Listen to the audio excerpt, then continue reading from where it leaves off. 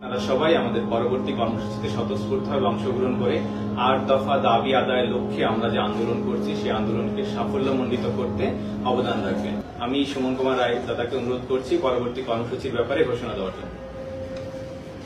নমস্কার, আমি অ্যাডভোকেট সুমন কুমার রায়। মূল বিষয়টা আপনারা জানেন যে আমরা দীর্ঘদিন ধরে বিচ্ছিন্নভাবে আমরা বিভিন্ন ব্যানারে আমরা আন্দোলন করেছিলাম।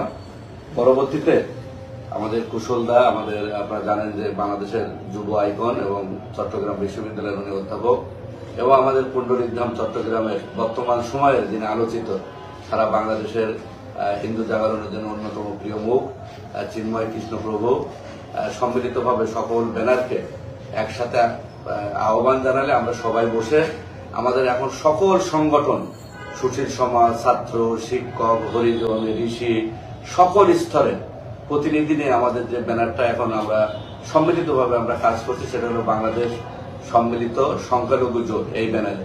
এই ব্যানারে আপনারা জানেন যে আমরা গত শুক্রবার একটা শহীদ মিনারে মশাল মিছিল করেছি, শহীদ মিনার থেকে রমনা মন্দির।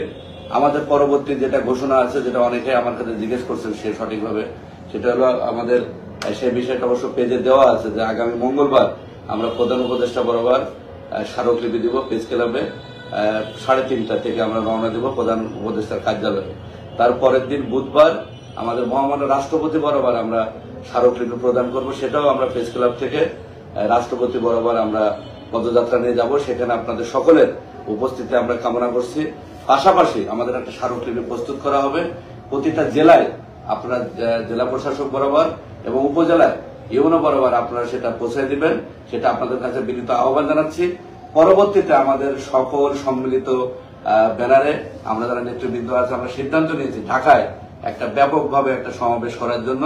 তো সেই বিষয়ে আমাদের আজকে যে মিটিং হয়েছিল সকলে মিলে জগন্নাথ হলে, সেখানে উপস্থিত আছেন আমাদের সকলের প্রিয় আমাদের কুশলদা, তিনি এই ব্যাপারে তার আহ্বান রাখবেন। পাশাপাশি আমাদের সকলের প্রভু, আমাদের সকলের প্রিয় চিন্ময় কৃষ্ণ দাস ব্রহ্মচারী, তিনি ঘোষণা দেবেন।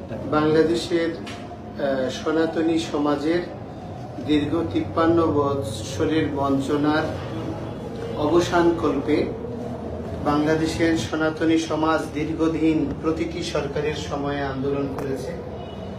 তো বাংলাদেশে ছাত্র জনতার নবজাগরণ ঘটেছে।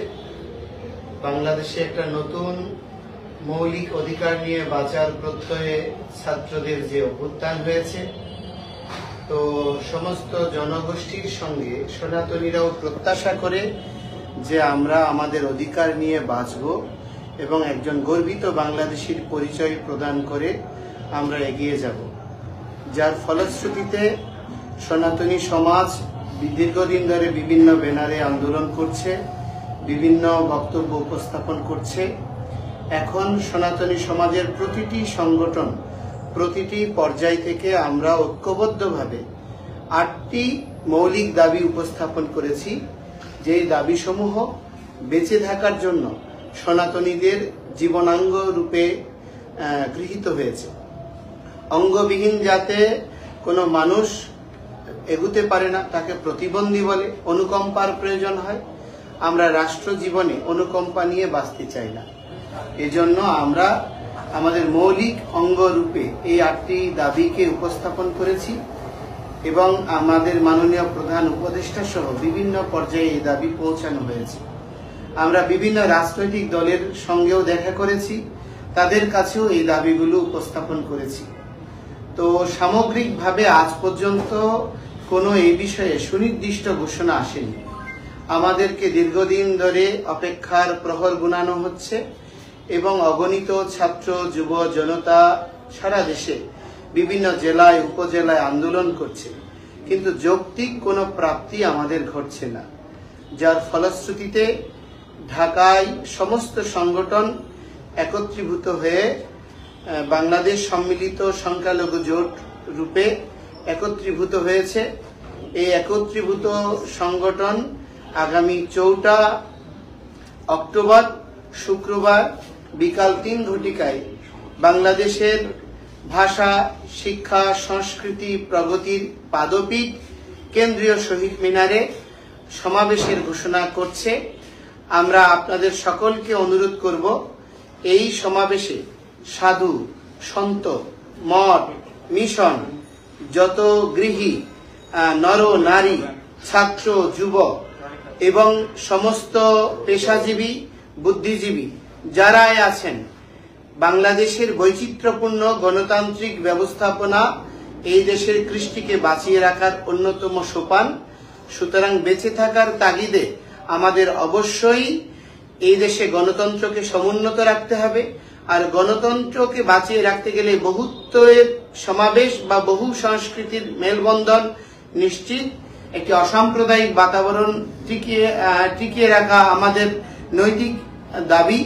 এই জন্য অসাম্প্রদায়িক এবং দেশের স্বাধীনতা, মৌলিক অধিকারের প্রতি সংবেদনশীল প্রতিটি মানুষকে অনুরোধ করব, আপনারা দলে দলে এই সমাবেশে যোগদান করে আমাদের এই 8 দফার প্রতি আপনারা সংহতি প্রকাশ করুন এবং এই 8 দফা দাবি বাস্তবায়নের জন্য আমরা সরকার সহ সর্বস্তরে আহ্বান করছি। যারা দায়িত্বরত আছেন, সমন্বয়ক বৃন্দ আছেন, বিভিন্ন রাজনৈতিক দল রয়েছেন, আমরা আপনাদেরকে অনুরোধ করব আপনারা সংহতি জানিয়ে বাংলাদেশে সংখ্যালঘু জনগোষ্ঠীর মৌলিক বেঁচে থাকার অধিকারকে আপনারা যে সকলে স্বীকৃতি প্রদান করেন সে বিষয়ে আমাদেরকে আশ্বস্ত করবেন।